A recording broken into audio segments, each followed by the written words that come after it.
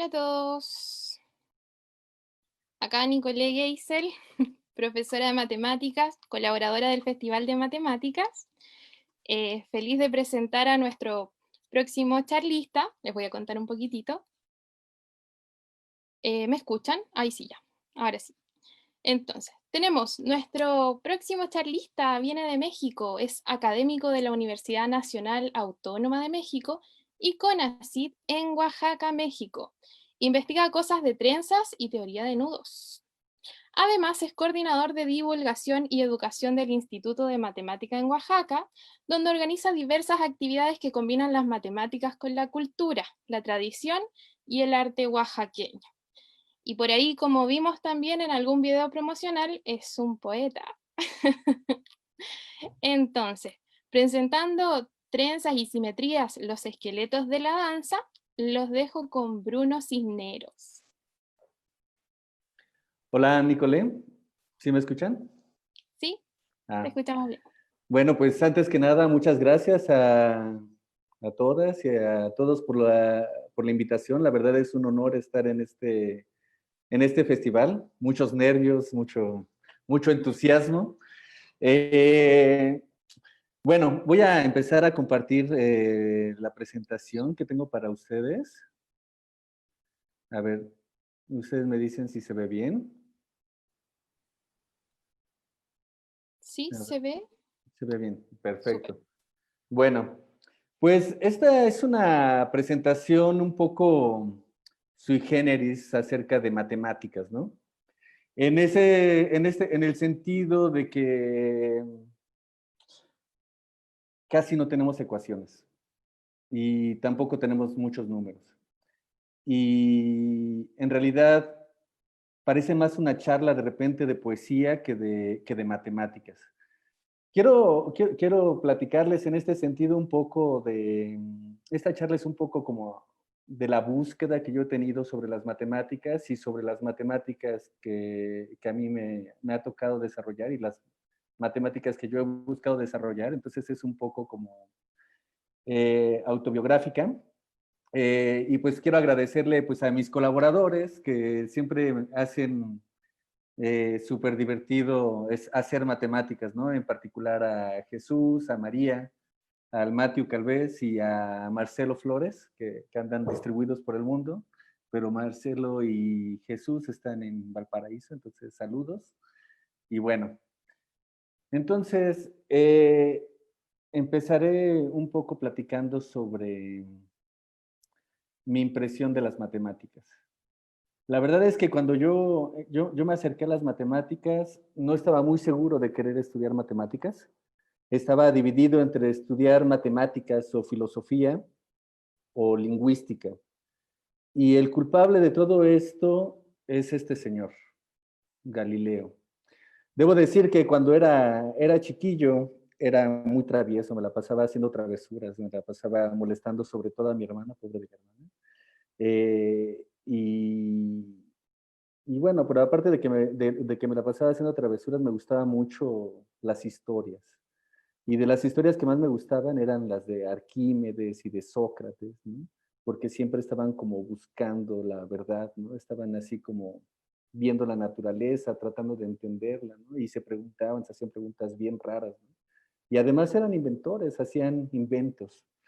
Entonces, de pronto, bueno, siempre quise ser como inventor y ese tipo de cosas, hasta que de pronto me encontré con esta frase, con esta cita de Galileo, donde dice, la filosofía, la naturaleza, está escrita en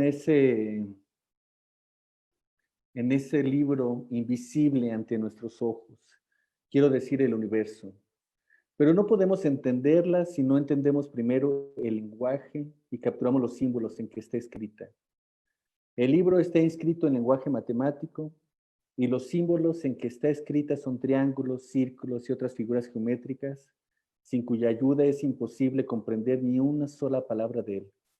Sin este lenguaje, vagamos a oscuras a lo largo de un oscuro laberinto.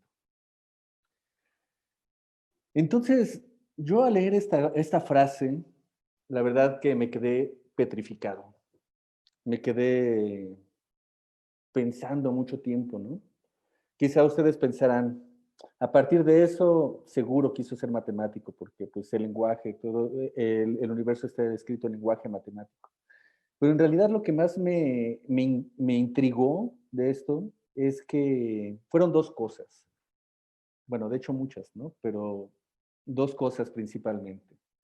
El primero es que para referirse a la naturaleza, para referirse a la realidad, se refería como la filosofía. Entonces, en ese sentido, como que la búsqueda del saber, la búsqueda de este conocimiento, la búsqueda de lo que nos rodea, estaba en pensar, ¿no? En la búsqueda en la búsqueda de un pensamiento, de una construcción de un pensamiento crítico, ¿no? Entonces yo dije, no, pues lo que tengo que hacer es pensar, pensar y pensar y pensar. Y tengo que aprender a hablar, tengo que aprender a tratar de saber qué tipo de cosas es lo que me rodea, ¿no? Tengo que aprender a ver, tengo que aprender a mirar ese libro invisible, ¿no? El libro invisible que está ante nuestros ojos. Entonces, como si fuera Leono, ¿no? Con la espada del auguro, quería ver más allá de lo evidente, pero no podía, no sabía cómo. Y yo había una palabra que me llamaba mucho la atención, símbolos y lenguaje. Entonces me di cuenta de que las palabras muchas veces no eran suficientes para poder decir lo que nos rodea y que muchas veces queremos decir más o que las palabras dicen más que lo que significan, ¿no? Y entonces quise empezar a estudiar los lenguajes. Después me acerqué a la lingüística, pero al final me incliné más por las matemáticas. Las matemáticas como un lenguaje. Entonces, en ese sentido es que pues estoy aquí y quiero platicarles sobre lenguajes. Eso es sobre lo que les quiero platicarle, los lenguajes de la naturaleza, los lenguajes que son las matemáticas. Y cómo a través de estos lenguajes, este lenguaje que nos da las matemáticas, podemos hablar de cosas que en principio parecerían sumamente difíciles, ¿no? Entonces, aquí tengo dos ejemplitos sobre unos lenguajes. En esta época digital, creo que todos estamos acostumbrados a hablar en emojis. Ya casi no utilizamos palabras. Cuando mandamos los mensajes, mandamos muchos emojis, ¿no?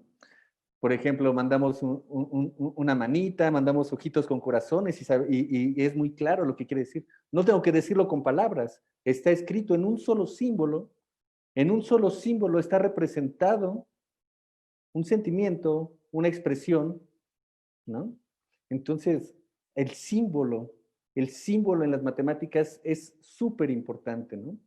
Otro ejemplo, y este es un ejemplo que me gusta mucho, este es un problema, ¿no? El segundo mensaje que está encriptado aquí es un problema muy divertido, que se los dejo de tarea, si no lo han resuelto para el final de la charla, pues que sea una pregunta. Entonces, el mensaje es el siguiente. Está una cazadora, aquí lo podemos ver, está una cazadora. Bueno, de hecho parece una agricultura, pero bueno, no importa. Está una cazadora y de repente se encuentra con un oso. La cazadora corre 50 metros hacia el sur, luego 50 metros hacia el este y luego 50 metros hacia el norte. Y después de recorrer esto, se encuentra otra vez con el mismo oso. La pregunta es, ¿de qué color era el oso? Bueno, entonces aquí están los mensajes. Podemos tener lenguajes y la plática es sobre lenguaje. En particular, ¿cómo podemos mezclar los lenguajes que nos rodean cotidianamente en ese libro invisible que nos rodea? Y yo quiero hablarles sobre el lenguaje de las simetrías, las trenzas y el lenguaje de la danza. ¿Cómo se entrelazan estos tres? ¿Cómo es que nos representan la realidad y desde cuándo están ahí? Y sobre todo, pues lo planteo desde mi perspectiva, porque pues yo desde pequeño, aquí en México hay muchas zonas arqueológicas, muchas zonas arqueológicas, y en una de esas, bueno, a mí me fascina como todas estas partes, esta cultura prehispánica y demás, me fascina. Entonces, estando en una de ellas, pues empezó a surgir mi amor, ¿no? Por las matemáticas, porque había muchos símbolos, muchos códices, ¿no? Y quería como tratar de descifrarlos. Y bueno, a partir de esto es que empieza mi búsqueda, ¿no? Hoy en retrospectiva, lo digo citando un poema de Jaime Labastida, que dice, entonces, me digo ahora, ¿es tiempo de volver la vista atrás? ¿Ha llegado el momento de mirar todas las obras en ruinas ya, en penumbra, los húmedos cimientos de mi casa, tirados y en el aire? ¿Qué es la verdad? Trazaré una línea perfecta sobre el pulcro papel y así estarán dispuestas las coordenadas ciertas de mi sangre. ¿El mundo se apoya en el azar? Pregunto con dolor en la entraña, porque el mundo está escrito en lengua matemática y sus letras más ciertas son el círculo, el triángulo, la recta y la desnuda esfera. Entonces hoy miro en retrospectiva, miro todas estas cosas culturales, todos estos recuerdos, todo lo que está en las zonas arqueológicas, en los tejidos, en los textiles, y me pregunto si lo puedo representar en esta lengua matemática. Aquí cerca de Oaxaca hay una zona arqueológica que se llama Mitla, el lugar de los muertos, y en ella está repleta de este tipo de simetrías. Está repleta de estos tipos de frisos, donde representan, bueno, tienen unas representaciones muy filosóficas, ¿no? Representa el movimiento de la tierra, los ciclos de la naturaleza y cosas así, pero noten que tiene una estructura muy similar que se repite a lo largo, no solamente aquí en México, sino en todas partes del mundo. También se repite en los textiles. Este mismo tipo de simetrías, este tipo de patrones se repiten en los textiles. Se repiten no solamente en los textiles de México, se repiten en los de Guatemala, de Chiapas, en los textiles aricas, en Chile, ¿no? Se repite en la alfarería de Aguita también, ajá. En la Alhambra, en España, por no hablar de todo lo morisco, ¿no? En Grecia, en los patrones de Grecia, y más recientemente en las obras de arte de Escher. Estas obras de arte los quiero tomar como un ejemplo en particular, porque encierra unas matemáticas muy bellas. Resulta que este señor en algún momento conoció a un matemático, de lo cual hablaré un poco más adelante, ¿no? Entonces, por eso me gusta y quiero incluirlo aquí, ¿no? Como parte del acervo cultural. Entonces aparecen en todas partes todo este tipo de patrones, nos vemos muy atraídos a estas armonías, a estas simetrías, de alguna manera en la humanidad, de una manera muy natural. ¿Por qué? ¿Qué es lo que encierran? ¿Cuáles son los patrones que tienen en común? ¿Cómo podemos representarlos? ¿No? Ustedes me dirán, las simetrías. Claro, son las simetrías, ya lo sabían. Pero, ¿qué es una simetría? Entonces, quisiera como hacer una pequeña pausa y que revisemos qué es una simetría y cómo podemos hablar de una simetría, ¿no? ¿Cuál es el lenguaje de las simetrías? ¿No? Entonces, antes que nada, una simetría es una transformación. ¿Y qué es una transformación? Pues eso, algo que cambia, ¿no? Tenemos un objeto y lo cambiamos, lo modificamos. La transformación puede ser aparente o no puede ser aparente, puede ser geométrica, puede ser física, puede ser energética, puede ser emocional, puede ser de muchas maneras, pero lo importante es que hay una transformación. Aquí pongo un ejemplo de una transformación, quizá ustedes están familiarizados con ella, es la metamorfosis de Gregorio Samsa. Cuando Gregorio Samsa se despertó una mañana después de un sueño intranquilo, se encontró sobre su cama convertido en un monstruo, en un monstruoso insecto, ¿no? Ahí está la transformación. Pero bueno, yo no me quiero ir tan lejos y estudiar semejantes transformaciones. Vamos a estudiar transformaciones geométricas. Entonces, pensemos, tengo este pequeño cuadrado, y la pregunta es, los tiro y lo estoy transformando, está cambiando sus propiedades, ¿no? Ahora tengo el mismo cuadrado, en el segundo ejemplo tengo el mismo cuadrado y lo roto un poquito también está cambiando sus propiedades, ¿no? O sea, ya de alguna manera ya no es el mismo. El tercero, ¿qué es lo que estoy haciendo? También lo vuelvo a rotar y luego lo traslado. Lo vuelvo a rotar y luego lo traslado. Aquí está. En la cuarta, lo que estoy haciendo es un reflejo. Entonces, podemos ver, uno, que la composición de dos transformaciones es otra vez una transformación, ¿no? Entonces, esa es una parte bien importante porque eso nos va a dar una estructura en el lenguaje, ¿no? Es decir, de alguna manera las palabras siguen perteneciendo al lenguaje, ¿de acuerdo? La segunda cosa es que no todas las transformaciones son iguales. Esta, de alguna manera, está cambiando propiedades. ¿Pero qué propiedades?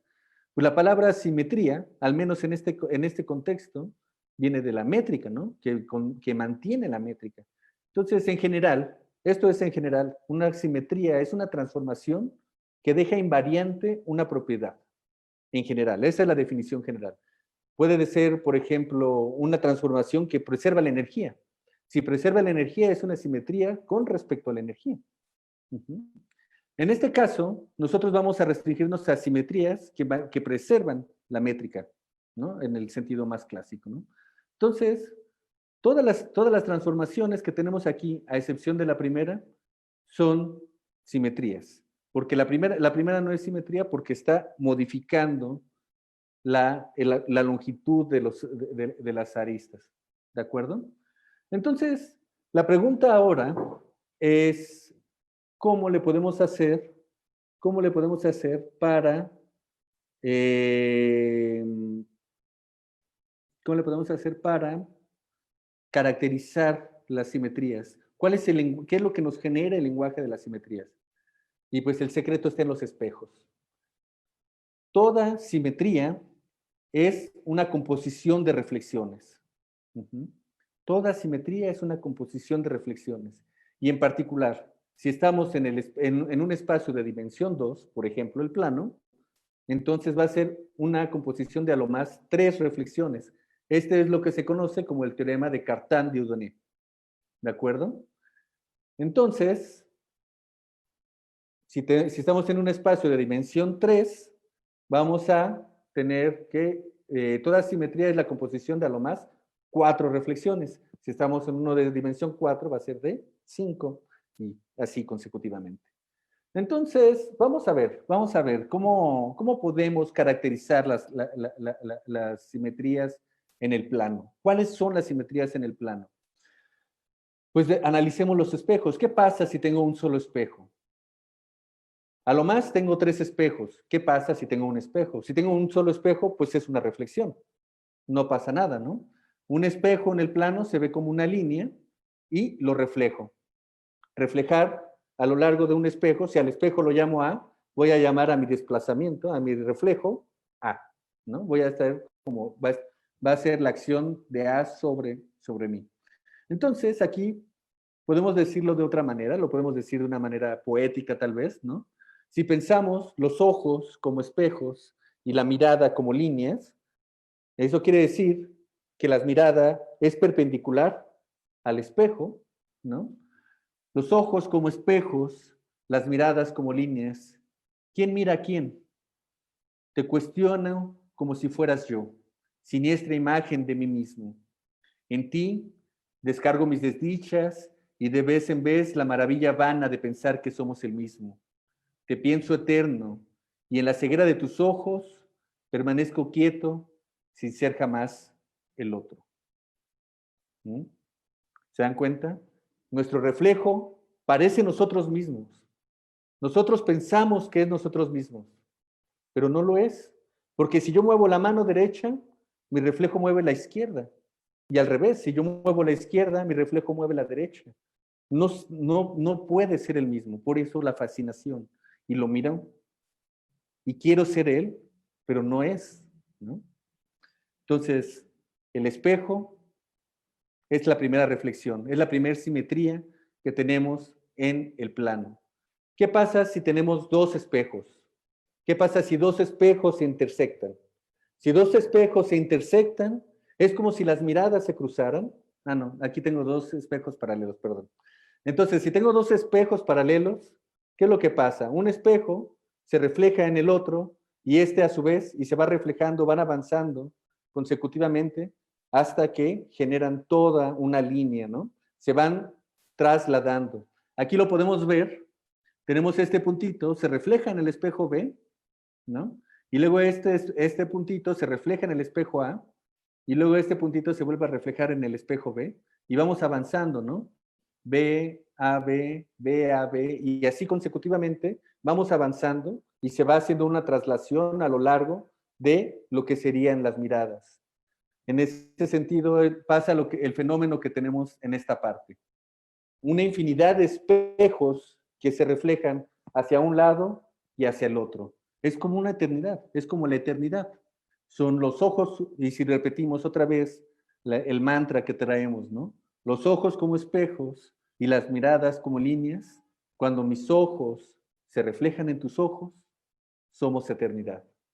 Dos espejos que están uno frente al otro forman la eternidad. Si los ojos son espejos y las miradas son líneas, se van. ¿De acuerdo? Muy bien. Entonces ya tenemos nuestra segunda simetría, la traslación. La traslación, ok. La tercera simetría. ¿Qué pasa cuando los dos espejos se intersectan? Cuando los dos espejos se intersectan, tenemos una rotación. Aquí lo podemos ver en esta parte. Tenemos una rotación porque aquí este punto se refleja en esta cruz y luego esta cruz se refleja a su vez en el segundo espejo, ¿no? Este espejo es el reflejo de este. La composición de las que hablábamos, ¿no? Una transformación se compone con la otra, ¿no? Entonces aquí tenemos el espejo del espejo y avanza la rotación. Tenemos una rotación y si seguimos reflejando, va dando la vuelta y gira y va girando, ¿no? Esto es un giro. Cuando se cruzan dos espejos, tenemos una rotación, ¿de acuerdo? Y entonces, ¿qué tenemos? Los ojos como espejos, las miradas como líneas, y un día nuestras miradas se cruzaron y desde entonces caminamos en círculos, uno alrededor del otro. Vamos generando los movimientos, vamos generando las rotaciones, con dos espejos que se intersectan. Si el ángulo es adecuado, cierra muy bonito, si no, las rotaciones se hacen infinitas y se hace algo maravilloso y caótico. Bueno, llevamos tres. La primera es una reflexión, la segunda, la traslación, la tercera, la rotación. ¿Qué nos queda? Tres espejos. ¿Qué pasa cuando tenemos tres espejos? Cuando tenemos tres espejos, ya sabemos, aquí lo podemos analizar, cuando tenemos tres espejos, en la primera, nosotros ya sabemos que dos espejos paralelos es una traslación. Ponemos el tercer espejo y refleja.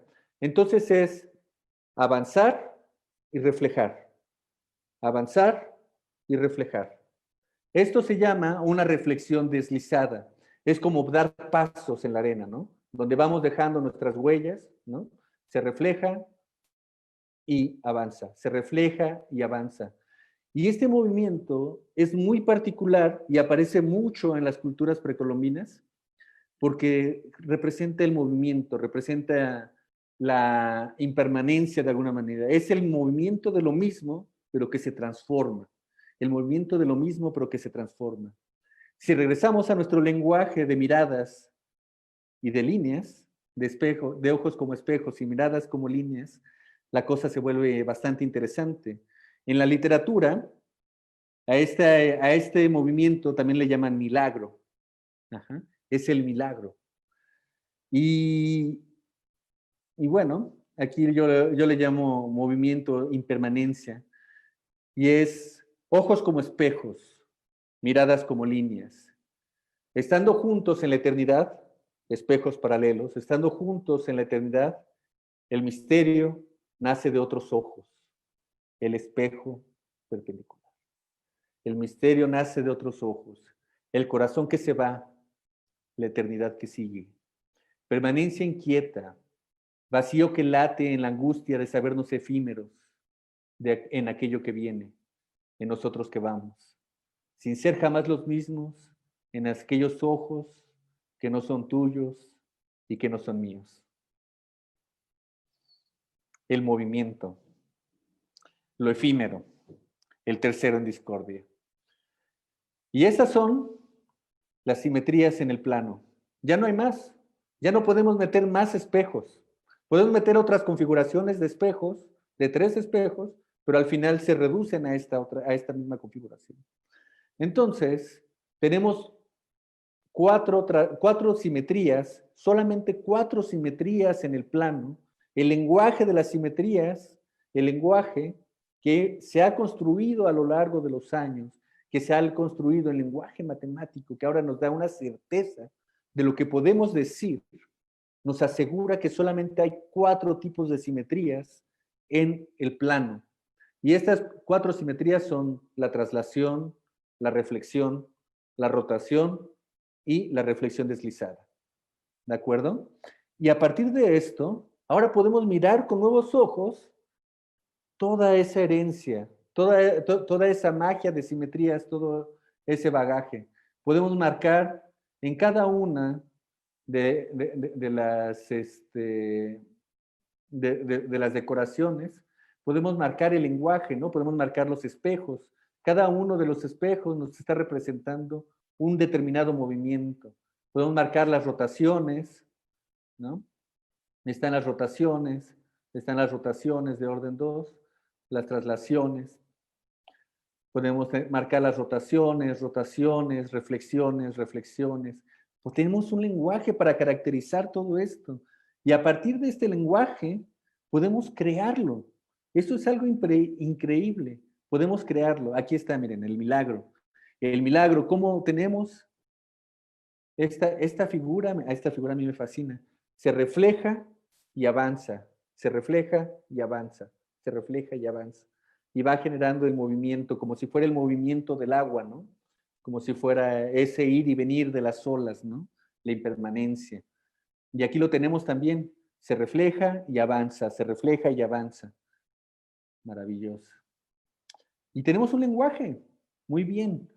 Este señor, Coxeter, Harold Coxeter, ¿no? Él fue el que empezó a estudiar, bueno, él estudió todas este tipo de simetrías, él generó un lenguaje para todos este tipo de simetrías, se les llamó grupos de Coxeter, ahora se le llaman grupos de Coxeter, por todos los aportes que él hizo a esta ciencia, a este lenguaje. Y hay un tipo de simetrías, hay un tipo de teselados, así como los que nosotros estamos viendo, que son muy particulares, que son los que están formados por caleidoscopios. Yo me imagino que, bueno, yo sé que en Chile se venden mucho estos aparatitos, que son los caleidoscopios. A partir de estos caleidoscopios, nosotros podemos transformar la realidad. Nos podemos ver, ¿no? Les puedo hablar directamente. Y de alguna manera, a partir de apenas 3 espejos, cambio radicalmente lo que me rodea. Como que de alguna manera trato de transformar otra vez, transformo el mundo, transformo lo que me rodea.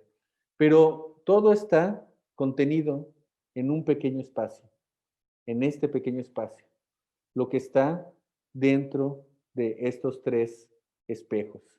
Lo que está contenido en estos 3 espejos genera todo lo que lo rodea, ¿no? Y lo podemos ver aquí así, en el ejemplo del teselado de Coxeter, de Escher, que diga, perdón. Aquí podemos ver cómo podemos ir rellenando el espacio en una constante armonía, como si fuera una máquina. Lo podemos generar, tenemos un lenguaje que genera todo este espacio, que genera toda esta belleza, a partir de una cosa pequeñita, un triángulo. Es el lenguaje de los triángulos de los que hablaba tal vez Galileo, de los que hablaba Jaime Labastida. Un pequeño triángulo que genera y que va llenando todo el espacio de una manera armónica. Entonces, es maravilloso porque Coxeter en un congreso se encontró con Escher y cuando platicaron sobre las matemáticas que había detrás de todos estos teselados, este Escher se pudo inspirar para generar estos teselados. Estos teselados cambian un poco, bueno, bastante, la geometría, cambian la geometría, la manera en la que medimos el espacio, estos se llaman teselados hiperbólicos, pero lo que es muy bonito es que si ustedes tienen un caleidoscopio como este, pueden ver la magia del espacio hiperbólico en esta parte. A ver, déjenme en esto una lamparita. Ahí está.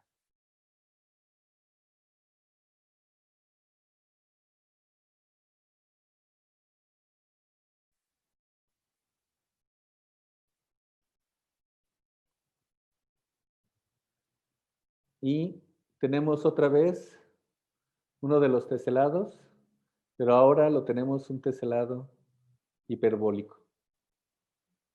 Y de alguna manera los lenguajes, el lenguaje que utilizamos para describir los teselados que tenemos, los teselados, el caleidoscopio que tenemos en una parte, que tenemos en la geometría euclidiana, que es la que nosotros manejamos normalmente, son los mismos.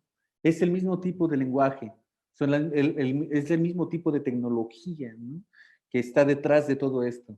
Y por eso es que quería poner este teselado de Escher en particular, para poder darles este ejemplo. Entonces, es maravilloso. Yo les recomiendo que terminando esta plática, vayan y busquen su caleidoscopio y se pongan a jugar con él, ¿no?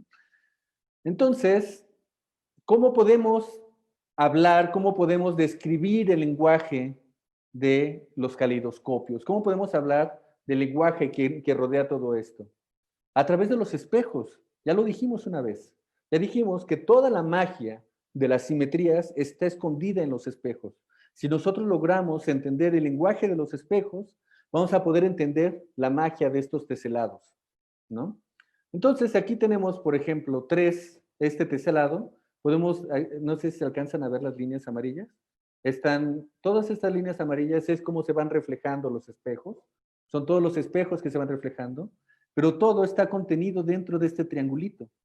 De este triangulito se empieza a generar todo el universo.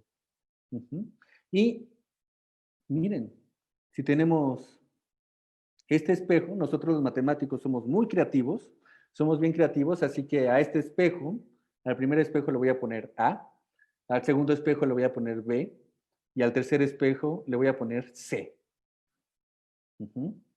Entonces, podemos empezar a hacer lenguajes, podemos empezar a ver cómo funciona todo esto, a ver cómo llamaría a este espejo. Este espejo que está aquí es el reflejo de B, entonces es B, y este espejo es el reflejo de C a lo largo de A, entonces es C, y así los voy nombrando. Voy viendo que cada uno de los triángulos está bordeado por un espejo, al cual le voy a poner el nombre del espejo que lo está generando. Entonces, ya que sé cómo poner los nombres, voy a ver cómo me puedo mover. Si estoy en este triangulito y me muevo a lo largo de A, me estoy reflejando a lo largo de A, me reflejo a lo largo de A.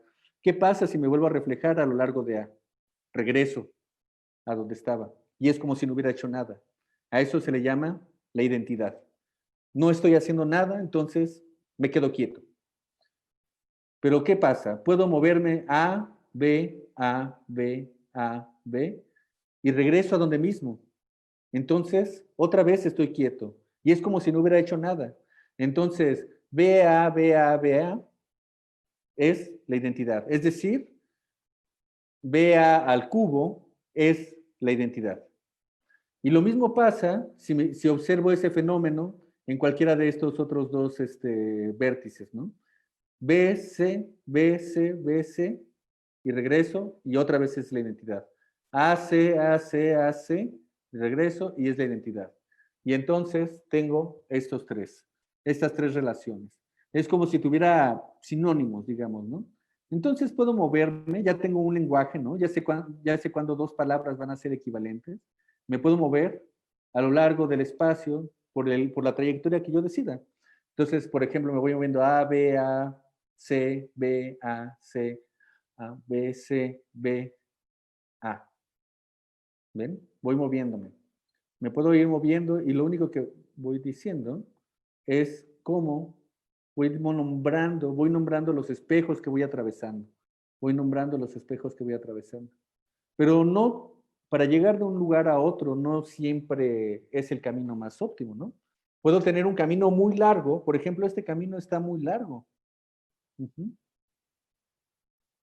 Este camino es muy largo. Entonces, puedo, por ejemplo, cambiar este y puedo cambiar este camino, ¿no? Y así lo hago más corto. Resulta que este Tits, Jack Tits, él demostró que el camino más corto de entre un punto y el otro a través de espejos no atraviesa dos veces el mismo espejo. Eso es maravilloso, porque entonces ahora ya puedo decir que este camino no es el camino más corto, pero porque atraviesa dos veces este espejo. Entonces no es el camino más corto, pero si evito que atraviese dos veces el mismo espejo, puedo obtener el camino más corto. Y pues eso es genial, ¿no? Ya tengo una manera, ya tengo dos cosas bien importantes, dos cosas bien importantes. La primera, tengo un lenguaje para moverme a través de este universo formado por espejos. Y la segunda es que puedo decir cuándo tengo el camino más corto. ¿Qué otro tipo de lenguajes generados por simetrías? ¿Qué otro tipo de lenguajes generados por espejos puedo hablar? El lenguaje de las permutaciones. Cuando tengo, ustedes me preguntarán, ¿qué es una permutación, no? Pues, seguramente cuando eran chiquillos, en algún examen, les ponían de un lado las preguntas y del otro lado las respuestas, y les decían, junten las preguntas del lado izquierdo con las respuestas del lado derecho. Y ustedes tenían que hacer una línea, ¿no? Y ya iban juntando cuál era correcta, ¿no? Pero si eran lo suficientemente traviesos como yo, entonces agarraban la línea y le hacían, ¿no? Y así como que hacían como super caminitos, un montón de laberintos y luego ya lo juntaban, ¿no? Bueno, qué malos eran, ¿no? Se pasa. Bueno, el chiste es, podemos hacer estas permutaciones, podemos hacer estas asociaciones, ¿no? Si yo pongo 4 puntos de un lado y pongo otros 4 puntos, como digo 4, puedo decir 20 o puedo decir 3000, pero digamos 4, ¿no? Si yo pongo 4 puntos de un lado y pongo otros 4 puntos del otro lado, entonces, y luego los junto con líneas o con caminitos, los voy juntando con caminitos, entonces me fijo cómo están asociados, ¿no? El 1 está asociado al 3, el 2 está asociado al 1, el 3 está asociado al 4 y el 4 está asociado al 2. Muy bien. Pero puedo hacer los caminos de distintas maneras, ¿no? Entonces puedo hacerlo de esta otra forma. 4 está asociado a 2, ¿no? El 3 está asociado al 4, el 2 está asociado al 1 y el 1 está asociado al 3. Muy bien. Diantres, pero tengo muchísimas maneras de expresar esto, ¿no? Entonces la pregunta es, ¿cuál es el lenguaje? Otra vez, el lenguaje, ¿se dan cuenta? Siempre el lenguaje. ¿Cuál es el lenguaje adecuado para expresar estos caminos, para expresar las permutaciones? Y otra vez, el secreto está en los cruces. Cada cruce me va a representar un espejo en las simetrías. Me va a representar cuando cruzo un espejo en las simetrías. Entonces, ¿cómo lo hago? Tengo los cruces y voy a decir que si se cruza en el primero y el segundo nivel, lo voy a llamar T1. Si se cruza en el segundo y tercer nivel, lo voy a llamar T2. Si se cruza en el tercero y cuarto nivel, le voy a llamar T3. Por simplicidad, lo voy a llamar 1, 2 y 3. ¿De acuerdo? Va. Entonces, tengo esta palabra, voy a decir una palabra ahora que me va a representar este diagrama. Este va a ser 1, 2, 1, 3, 2, 1, 2, 3, 1. ¿Qué tal, Entonces ya tengo palabras que me representan este tipo de permutaciones. Y tengo esta otra. Las dos me están representando el mismo. Aquí empieza 3, 2, 1, 2, 2, 1, 2, 3, 1, 2, 3. ¿Qué tal? Muy bien. Entonces ya tengo las palabras, pero necesito encontrar una manera para encontrar como los sinónimos, ¿no? ¿Cuándo, cuándo las palabras me van a representar el mismo, la misma permutación? Pues aquí está, a través de unos movimientos que se llaman movimientos de homotopía. Entonces, localmente, lo que voy a hacer es cambiar las cuerdas, ¿no? Voy a estarlas modificando. Y estos movimientos locales se ven representados en estas relaciones. La primera es la involución, que es la reflexión, porque ya sabemos que cruzar consigo mismo es cruzar dos veces el mismo espejo, ¿no? Es no hacer nada. Luego es la conmutación a distancia, que son estas dos, es decir, puedo mover primero un cruce y luego el otro. Uno lo puedo jalar y el otro lo puedo empujar. Y a la tercera es este movimiento. Si se dan cuenta, en todos los casos estoy dejando fijos los extremos. Entonces las permutaciones no cambian, no cambian. ¿De acuerdo? Bueno, ya que tengo esto, ya tengo un lenguaje, ya tengo una manera de representar esto. Y una cosa importante aquí es que si yo quito esta relación, la de trenza, la de la involución, la de la reflexión, todos los otros movimientos se llaman movimientos de trenzas. Y ahora vamos a ver por qué. Entonces, ya habíamos dicho que lo que decía Titz, ¿no? Titz decía que para encontrar la palabra mínima necesitamos cruzar solamente cada espejo a lo más una vez. ¿De acuerdo? Entonces, vamos a ver. Cruzar dos veces el mismo espejo quiere decir que las cuerdas se crucen dos veces. Las mismas dos cuerdas se crucen dos veces. Por ejemplo, aquí la cuerda verde y la cuerda negra se cruza aquí y luego se vuelve a cruzar acá. Este espacio, esta bolsita, se le llama bígono. Bígono porque tiene solamente dos lados, ¿no? Tenemos este vértice, tenemos este otro vértice y tiene dos lados. Entonces se forma un bígono. Podemos resolver un bígono de una manera muy natural. Vamos bajando y cuando encontramos el primer cruce, lo bordeamos por arriba hasta encontrar otra vez la cuerda original y vamos. Y si vamos por abajo, lo bordeamos también hasta que encontramos la misma cuerda y regresamos. Y luego lo eliminamos. Y lo podemos hacer de esa manera, de una manera recurrente, ¿no? Vamos bajando, vamos eliminando, hasta que obtenemos una palabra reducida, ¿no? Este camino es único salvo el movimiento de trenzas. Ajá. Entonces está muy bien, está genial. Ya tenemos una manera de representar las permutaciones como trenzas, como en sus palabras mínimas, ¿no? Una expresión reducida, ¿no? Entonces, ¿cómo le hacemos para pasar de estas trenzas, de estas permutaciones a las trenzas? Pues aquí en estas permutaciones estamos en el plano, y si nosotros las deformamos, ¿no? Si las perturbamos, de alguna manera tenemos que se están cruzando las cuerdas, si de alguna manera las perturbamos, ¡pum!, ¿no?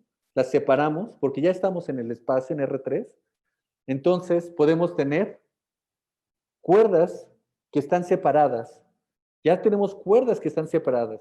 Tenemos lo que es una trenza realmente, ¿no? Entonces, en la medida en la que nosotros podemos perturbar estos diagramas, vamos obteniendo estas trenzas. Entonces, ahora lo que nos preguntamos es, ¿cómo? ¿Cuál es el lenguaje otra vez? ¿Cuál es el lenguaje que representa las trenzas, no? Pues es muy parecido, es casi igual al lenguaje que teníamos originalmente para las permutaciones. Lo único que estamos agregando es que ahora los generadores tenemos dos tipos de generadores, ¿no? De nuestro lenguaje. Antes solamente teníamos los que estaban cruzados porque estaban pegados, pero ahora tenemos dos maneras de solucionarlo, así o al revés, ¿no? Entonces, podemos solucionarlo de dos maneras. Vamos a utilizar una regla que se llama la regla de la mano derecha y vamos a decir que 1 es positivo en el sentido en el que está apuntando. Es positivo si el dedo gordito apunta hacia nosotros, ¿no? Entonces, aquí podemos ver que los de arriba son positivos y los de abajo son negativos, ¿de acuerdo? Pero la manera en la que podemos hacer el lenguaje, en la manera en la que escribimos el lenguaje, es la misma. Solamente que ahora vamos a distinguir el sigma, los unos, vamos a decir que si es 1 o es menos 1. El 2 vamos a decir si es 2 o es menos 2, ¿no? Muy bien. Y vamos a tener otra vez unos movimientos de homotopía. En realidad se llama isotopía. Pero bueno, entonces aquí tenemos el lenguaje. El lenguaje va a estar formado por estas palabritas y estas relaciones. Entonces, lo que podemos ver es que se parecen muchísimo. El lenguaje de las trenzas y el lenguaje de las permutaciones se parecen mucho, solamente cambian por un pequeño monito, que es este. Si nosotros quitamos este monito, ¿no? Que quitar ese monito es singularizar o no singularizar, ¿no? Obtenemos el mismo lenguaje. Entonces, cualquier trenza, si yo tengo una trenza, puedo obtener una permutación. Para cualquier trenza, yo puedo obtener una permutación simplemente olvidándome de cuál cruz está arriba y cuál cruz está abajo. Si solamente me olvido de esto, puedo decir cuál cruz puedo obtener una permutación. Y bueno, la pregunta es, ¿puedo ver las permutaciones dentro del grupo dentro de las trenzas? Y la respuesta es sí. Y la razón es, pues, gracias a nuestro querido amigo Tits. Ahí está. Entonces, nosotros sabemos que podemos reducir las palabras, podemos tener una expresión reducida de la trenza, y que esta expresión es única salvo movimientos de trenzas. Entonces, agarro esta expresión y lo único que voy a hacer es ponerla en términos positivos, como lo estoy haciendo aquí. Y esta trenza, ¿no? Esta imagen de la trenza de la permutación reducida, de la expresión reducida de la permutación, le voy a llamar una trenza simple. Esta trenza simple, ojo, es una trenza, es decir, aquí no hay, aquí los cruces son cruces de veras, ¿no? Y las puedo identificar solamente porque son los cruces, porque cada dos cuerdas se van a cruzar a lo más una vez, ¿de acuerdo? Entonces, puedo ver las permutaciones dentro de las trenzas. Y ustedes me preguntarán, ¿y todo eso para qué, no? Todo esto, ¿para qué? ¿De qué me sirve? Bueno, para explicar para qué nos sirve, quisiera hacer como un pequeño paréntesis. Tal vez ustedes se recuerdan en los números naturales, el teorema fundamental de la aritmética, que nos dice que cualquier número primo, cualquier número entero, cualquier número natural, lo podemos expresar como un producto de primos, ¿no? Por ejemplo, recordemos lo que son los primos, ¿no? Son los que tienen exactamente dos divisores, el 2, el 3, el 5, el 7, el 9, etc. Entonces, cualquier número natural lo podemos expresar como el producto de dos primos, como el producto como una descomposición de primos, perdón. Entonces, puedo ir haciendo el producto, y pues de alguna manera los primos me están dando la estructura de los números naturales y por extensión de los números enteros. Si yo logro caracterizar los números primos, si yo logro entender cómo descomponer cualquier número entero en sus factores primos, voy a poder entender los números enteros, ¿no? Y pues pasa algo muy similar en el caso de las trenzas, ¿no? De alguna manera los primos nos dan la estructura de los enteros, y en el caso de 9, 3 por 3. Bueno, entonces, en el caso de las trenzas, toda trenza se expresa de manera única como el producto de trenzas simples. Es decir, toda trenza la podemos expresar a través de las permutaciones, de este lenguaje que nosotros habíamos estado estudiando de las simetrías. A través de las simetrías nosotros podemos expresar, nosotros podemos representar las trenzas, ¿de acuerdo? Y este es un resultado como súper fenomenal porque tiene muchísimas implicaciones, ¿no? Aquí tenemos las trenzas simples en 4 cuerdas, las permutaciones, ¿no? En 4 elementos. Y bueno, voy a terminar ligando todo esto de lo que les he estado platicando con la danza, ¿no? Porque al final de cuentas yo les iba a platicar sobre los esqueletos de la danza. Resulta que la danza, nosotros podemos ver la danza como una forma de trenzas. Esta foto es de un encuentro pedagógico y cultural en una zona indígena aquí en Oaxaca, en la región Mije. Entonces les quiero compartir un video. A ver si puedo. Eh,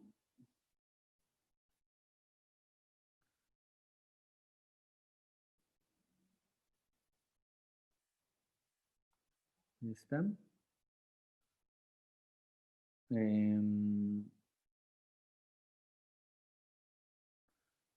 Aquí está.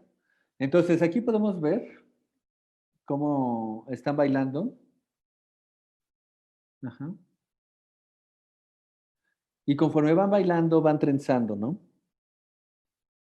Van trenzando, van haciendo trenzas alrededor de el palo este. Entonces podemos pensar a los monitos bailando en el tiempo como si estuvieran en el plano y de repente los podemos eh, pensar como puntos que se están moviendo y vamos guardando las trayectorias que van siguiendo. Vamos guardando una memoria. Si lo vemos desde arriba, estas trayectorias se ven muy caóticas, pareciera que no tienen sentido, ¿no? Aquí se ven.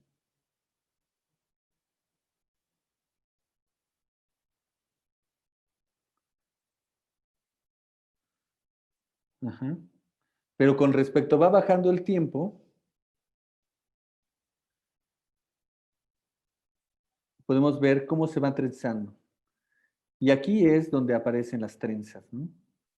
La danza, las trenzas, en realidad nos están representando movimiento, nos están representando el movimiento, ¿no? Es la danza, es de alguna manera es la danza en el plano, ¿no? Son estos puntos que se están moviendo en el plano. Entonces, eh, regreso a la presentación. Aquí están. Ya voy a terminar. Bueno, entonces, pues estos lenguajes se pueden extender a muchísimas otras cosas. Podemos cambiar el lenguaje. Si cambiamos el lenguaje de las permutaciones por otras simetrías, obtenemos otros grupos de Coxeter y otros grupos que se llaman grupos de Artin-Tits, ¿de acuerdo? Entonces, hay muchos resultados hay algunos resultados que extienden esto que estuve platicando, este teorema de Garside, se extiende para algunos lenguajes en particular, que son los grupos de Coxeter de tipo finito, los de Artin esférico, que aquí están quienes han trabajado mucho en todo esto. Aquí en Chile, ¿no? En Chile y pues de los colaboradores, aquí está Matthew Calvez, que ahora está en Clermont-Ferrand, Nicolás Libedinsky, él trabaja mucho con los grupos de Coxeter, y María Cumplido también, que ahora está en Madrid. Más allá de las trenzas están los nudos y los enlaces. De hecho, cuando Artin definió los grupos de trenzas, él quería estudiar los nudos, era su objetivo estudiar los nudos, pero pues durante muchísimo tiempo fue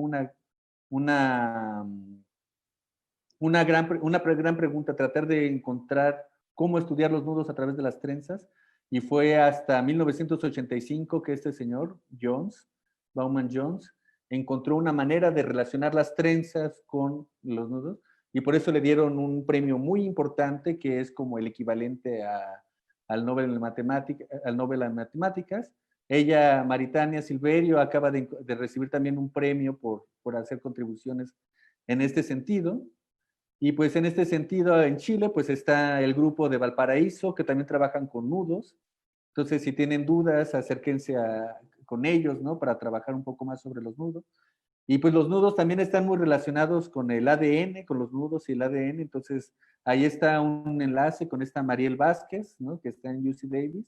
Les recomiendo mucho que vean un video sobre ella, ¿no? Que la busquen en internet. Ella tiene charlas fenomenales sobre las relaciones entre los nudos, las trenzas y el ADN.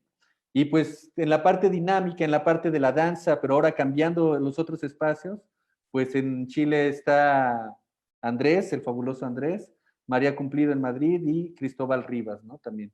Y pues hay muchos más, evidentemente, pero pues ahorita, disculpen que no los mencionen. Y en México, pues también habemos algo de gente trabajando en este tipo de cosas.